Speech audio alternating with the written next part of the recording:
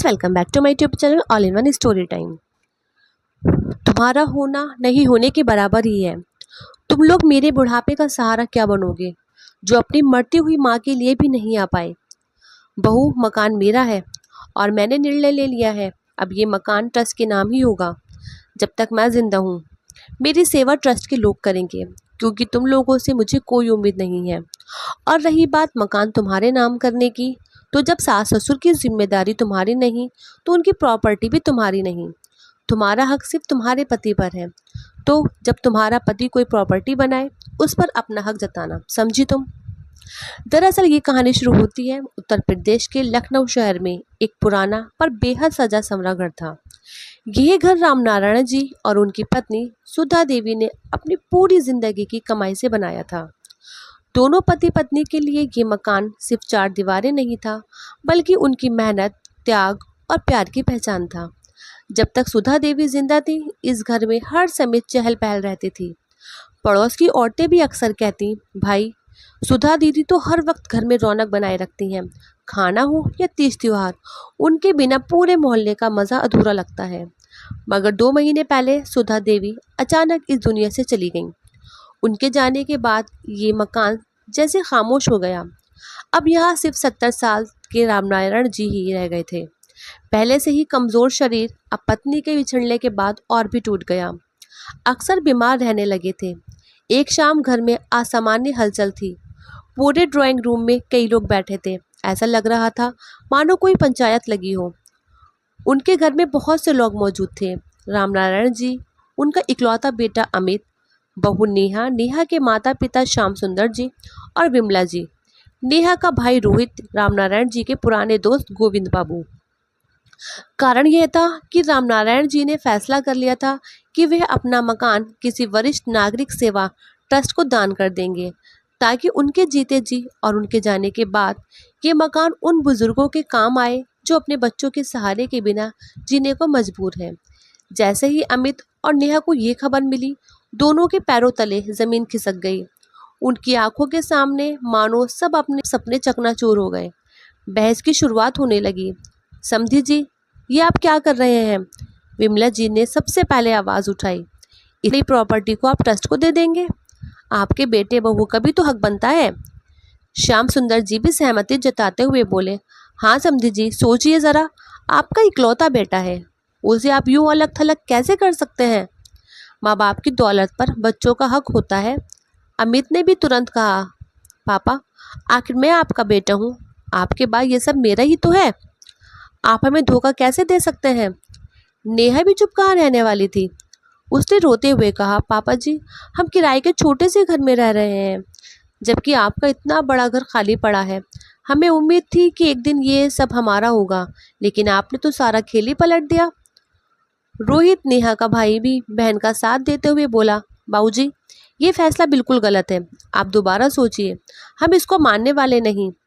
सबके मुंह चल रहे थे, हर कोई अपनी बात रख रहा था, मगर रामनारायण जी एकदम खामोश बैठे थे। उनकी नज़र बस सामने टंगी सुधा देवी की तस्वीर पर टिकी हुई थी। वह तस्वीर उन्हें याद दिला रही थी कि किस तरह उन्होंने और सुधा देवी ने अपनी पूरी जिंदगी एक एक पैसा जोड़कर इस घर की नींव रखी थी। न ये कोई हवेली थी, ना कोठी, पर उनके लिए ये घर अनमोल था। बहू ने कभी घर को अपना न माना। रामनारायण जी यादों में एक एक किस्सा घूमने लगा। जब अमित की शादी नेहा से हुई थी, तब सुधा देवी कितनी खुश थी। उन्हें लगा था कि अब घर में एक बेटी आ गई है, पर नेहा ने कभी इस घर को अपनाया ही नहीं। अक्सर वह सुधा देवी से उलझ जाती, मम्मी जी, अगर नौकरानी ही चाहिए थी तो बहू क्यों लाई? मुझसे नहीं होते ये झाड़ू बर्तन। सुधा देवी प्यार से समझाती, बहू, अपना ही घर है, घर का काम करना नौकरानी बनना नहीं है, और मैं भी तो मदद करती हूँ। मगर नेहा दो टूक जवाब दे देती, शादी के बाद बहू आ जाए तो सास अचानक बूढ़ी क्यों हो जाती है? मैं आपकी नौकरानी नहीं हूँ। अमित भी माँ का साथ देने के बजाय हमेशा पत्नी का पक्ष लेता, मम्मी, आप पहले भी तो काम करती थी, अब बहू आ गई तो क्या बदल गया? सुधा देवी को यह सब बहुत अखरता था, मगर वह चुप रह जाती। एक बार सुधा देवी के भाई भाभी लखनऊ आ रहे थे। उन्होंने नेहा से कहा, बहू, कल मेहमान आ रहे हैं, सुबह जल्दी उठकर सफाई और खाने की तैयारी में मदद कर देना। नेहा ने कोई जवाब नहीं दिया। सुबह जब वह सोती रही तो सुधा देवी ने उसके कमरे का दरवाज़ा खटखटा दिया। बस फिर क्या था? नेहा चीख पड़ी, ये क्या बदतमीजी है मम्मी जी? कोई बहू के कमरे का दरवाज़ा खटखटाता है क्या?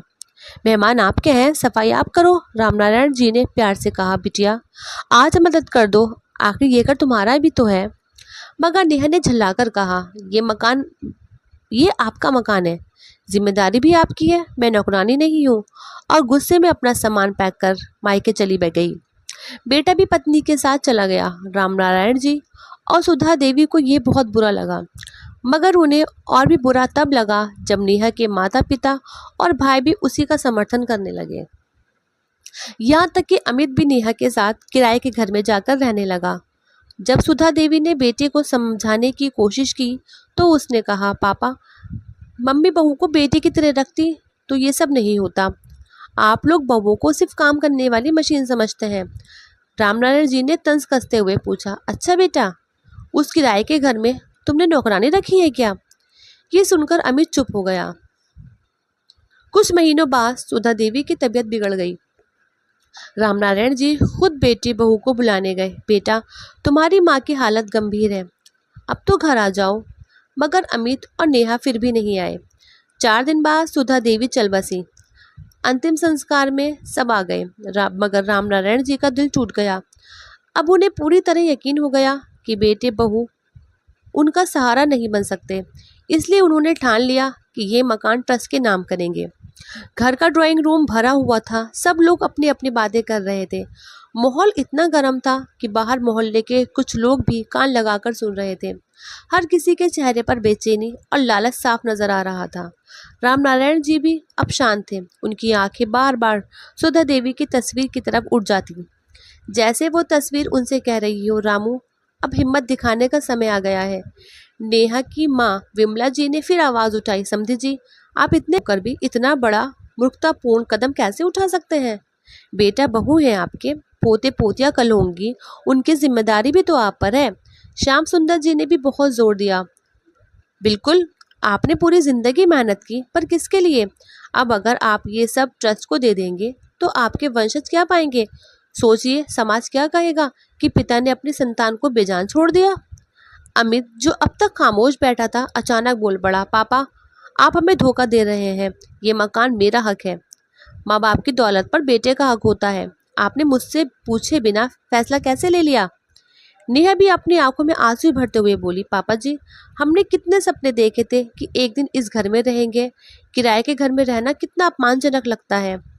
अब जब हमारा समय आने वाला था तो आप सब लेना चाहते हैं, ये इंसाफ नहीं है। रोहित ने बहन का साथ देते हुए कहा, बिल्कुल, हम ये होने नहीं देंगे बाबूजी। आपको ये कदम उठाने से पहले अपने बेटे और बहू से राय लेनी चाहिए थी। आखिर भविष्य में इन्हें ही तो यहाँ रहना है। अब तक शांत बैठे रामनारायण जी के पुराने मित्र गोविंद बाबू ने कहा, माफ करना, लेकिन सच्चाई ये है कि सुधा भाभी जब बीमार थी तब इनमें से कोई भी पास नहीं आया। यहाँ तक कि अंतिम समय पर भी तुम्हारा बेटा और बहू दूर थे। उस वक्त रामनारायण अकेले सब कर रहे थे, मगर आज वो ये मकान ट्रस्ट को देना चाहते हैं, तो इसमें गलत क्या है? उनकी बात सुनते ही नेहा का चेहरा तमतमा गया। उसने कहा, गोविंद अंकल, आप तो हमेशा सास ससुर का ही पक्ष लेंगे। आखिर रिश्ते निभाना बहुओं का ही फर्ज क्यों होता है? जब मुझे यहाँ नौकरानी जैसा महसूस कराया गया तब किसी ने मेरी तरफदारी नहीं की। गोविंद बाबू मुस्कुराए, बेटी, बहू होकर अगर तुमने इस घर को अपना माना होता तो शायद तुम्हें कभी नौकरानी जैसा नहीं लगता। सच कहूँ, ये घर तुम्हारे लिए सिर्फ ससुराल रहा, कभी अपना घर नहीं बना। इतना सुनकर रामनारायण जी के मन में पुराने दृश्य घूमने लगे। उन्हें याद आया जब सुधा देवी कहती थी, रामू, नेहा को बेटी मानकर रखना, देखना घर में खुशियां बनी रहेंगी। पर वही नेहा जब मेहमान आने पर सफाई से इनकार कर देती और कहती, ये आपका घर है, जिम्मेदारी भी आपकी, तब सुधा देवी कितनी आहत हो जाती। उन्हें वो दिन भी याद आया जब सुधा देवी गंभीर बीमार थी और उन्होंने अमित को फ़ोन किया था, बेटा माँ बहुत कमज़ोर है, एक बार घर आ जाओ। मगर अमित ने बहाना बना दिया और नेहा ने साफ कह दिया, हमारे अपने भी तो काम है, हमें हर बार क्यों बुलाते हो? 4 दिन बाद सुधा देवी चली गई और वो दर्दनाक खामोशी अब भी इस घर की दीवारों में कैद थी। नेहा अब भी चिल्ला रही थी, देख लीजिए पापा जी, अगर आप ये मकान ट्रस्ट को देंगे तो हम भी आपका साथ छोड़ देंगे। भूल जाइए कि आपके बुढ़ापे का सहारा हम होंगे। अमित भी बोला, हाँ पापा, अगर आप बेटे को धोखा देंगे तो हम भी मजबूर होंगे। आपकी सेवा करना हमारी जिम्मेदारी नहीं रहेगी। ये सुनते ही कमरे में सन्नाटा छा गया। हर कोई देख रहा था कि अब राम नारायण जी क्या जवाब देंगे। राम नारायण जी धीरे धीरे कुर्सी से उठे। उनका चेहरा सख्त हो गया। आवाज़ भले बूढ़ी थी पर शब्दों में गहराई और सच्चाई थी। उन्होंने सीधा नेहा की तरफ देखकर कहा, बहू, आज तुम इस मकान के लिए लड़ने आई हो, मगर क्या तुम्हें याद है जब तुम्हारी सास ने सिर्फ थोड़ी सी मदद मांगी थी तब तुमने कहा था मैं नौकरानी नहीं हूँ। अब तो तुम्हें ये घर अपना नहीं लगा। अब जब तुम्हारे मायके का साथ तुम्हें सही लगा, आज अचानक ये मकान तुम्हारा कैसे हो गया? फिर अमित की तरफ मुड़े, बेटा, जब तुम्हारी माँ मर रही थी तब तुम नहीं आए। तुमने कहा था हमारे भी अपने काम है। उस वक्त ये घर तुम्हारा क्यों नहीं था? उस वक्त तुम्हें अपने बूढ़े माँ बाप की चिंता क्यों नहीं हुई? वो थोड़ा रुके और पूरे कमरे को देखते हुए बोले, सुन लो सब लोग, जब सास ससुर की जिम्मेदारी तुम्हारी नहीं तो उनकी प्रॉपर्टी भी तुम्हारी नहीं। तुम्हारा हक सिर्फ तुम्हारे पति पर है। अगर तुम्हारा पति मेहनत से कमाकर कुछ बनाएगा तो उस पर तुम्हें पूरा अधिकार है, लेकिन ये मकान मेरा है, मेरी पत्नी और मैंने मिलकर बनाया है। और अब मैंने ठान लिया है कि इसे ट्रस्ट के नाम करूँगा, ताकि जब तक मैं जिंदा हूँ मेरी सेवा ट्रस्ट करेगा और बाद में ये घर उन बुजुर्गों के काम आएगा जिन्हें अपने बच्चों से सहारा नहीं मिलता। सबके चेहरों पर खामोशी। रामनारायण जी के इन शब्दों के बाद पूरे कमरे में सन्नाटा छा गया। नेहा के माता पिता एक दूसरे का चेहरा देखने लगे। रोहित ऐसे कुछ बोलना चाहता था मगर शब्द नहीं मिले। तो दोस्तों, क्या रामनारायण जी ने सही किया? आपको क्या लगता है? अपनी कीमती राय कमेंट बॉक्स में ज़रूर बताएं। और अभी तक अगर आपने हमारे चैनल को सब्सक्राइब नहीं किया है तो कर लीजिए और जो पास में बेल आइकन है उसको भी प्रेस करके ऑल पर सेलेक्ट कर दें, ताकि आपको मेरी आने वाली सभी वीडियो की नोटिफिकेशन सबसे पहले मिल सके। तो ऐसी अच्छी अच्छी कहानियाँ सुनने के लिए हमारे channel all in one story time को सब्सक्राइब करना ना भूलें और एक लाइक, एक शेयर और एक प्यारे से कमेंट के साथ अपनी राय ज़रूर बताएं। और अगली कहानी किस टॉपिक पर सुनना चाहते हैं वो भी ज़रूर बताएं। तो मिलते हैं ऐसी ही एक और अच्छी कहानी के साथ। तो तब तक के लिए tata, bye bye and thanks for watching.